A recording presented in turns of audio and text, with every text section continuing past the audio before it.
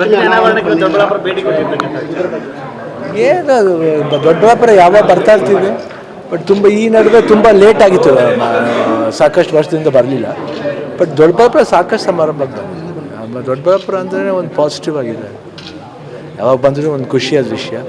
And ಏನು ಹೆಮ್ಮೆ ಅಂದರೆ ನಮಗೆ ಇದು ಇಲ್ಲಿ KCN ಗೌಡರು ಅವ್ರ ಜಾಗ ಅದೊಂದು ಎಮೋಷನಲಿ ನಮಗೆ ಒಂದು ಬಾಂಡೇಜ್ ಇರುತ್ತೆ. ಖುಷಿ ಆಗುತ್ತೆ. ಹುಡುಗರು ಅಷ್ಟೇ ಇಲ್ಲಿ ತುಂಬ ಎಂಥೂಸಿಯಾಸ್ಟಿಕ್ ವರ್ಕ್ ಮಾಡ್ತಾರೆ ಎಲ್ಲರೂ.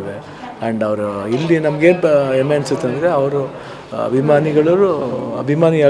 ಅಭಿಮಾನಿ ಅಲ್ದೇ ಏನೇನು ಮಾಡಬೇಕು, ಸೇವೆಗಳು ಮಾಡಬೇಕು, ಅದು ಸಾಕಷ್ಟು ಅವಾಗಿಂದ ಸಂಘದ ವತಿಯಿಂದ ಮಾಡ್ತಾ ಬಂದರೆ ಮರ ಇರ್ಬೋದು, ಇಲ್ಲ ಇಲ್ಲಿ ಬಸ್ ಸ್ಟ್ಯಾಂಡ್ ಶೆಲ್ಟ್ರಿಗೆ ಇರ್ಬೋದು, ಆಮೇಲೆ ನೀರು ವ್ಯವಸ್ಥೆ ಇರ್ಬೋದು, ಅದು ತುಂಬ ಚೆನ್ನಾಗಿ ಮಾಡಿದೆ. ಅದು ನಮ್ಗೆ ಹೆಮ್ಮೆ ಅನಿಸುತ್ತೆ. ಒಂದು ಸ್ವಲ್ಪ ಇಲ್ಲಿ ಬರಬೇಕಂದ್ರೆ ಖುಷಿ ಆಗುತ್ತೆ. ಕನ್ನಡದ ಚಿತ್ರ ಕಾಂತಾರ ಚಿತ್ರದ ಬಗ್ಗೆ ಸಾಕಷ್ಟು ಹಿಟ್ ಆಗ್ತಿದೆ, ಎಲ್ಲ ದೇಶಗಳಲ್ಲೂ ಖುಷಿ ಆಗುತ್ತೆ ಅಲ್ಲ. ಒಂದು ಪಿಕ್ಚರ್ ನಮ್ಮ ಕನ್ನಡ ಸಿನಿಮಾ ಒಂದು ಈ ಲೆವೆಲ್ ಹೋಗ್ತಿದೆ ಅಂದರೆ ಭಾಳ ಖುಷಿ ಆಗುತ್ತೆ.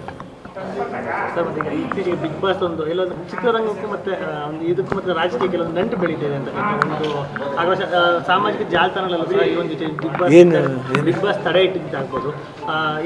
ಸಾರಿ, ಅದ್ರ ಬಗ್ಗೆ ನಂಗೆ ಗೊತ್ತಿಲ್ಲ. ಸಾರಿ. ಬಿಗ್ ಬಾಸ್ ಪ್ರೋಗ್ರಾಮ್ ಇದೆ, ನೋಡ್ತೀನಿ ಅಷ್ಟೇ. ಅದಕ್ಕೆ ತಡೆ ಸಿಕ್ಕಿದೆ.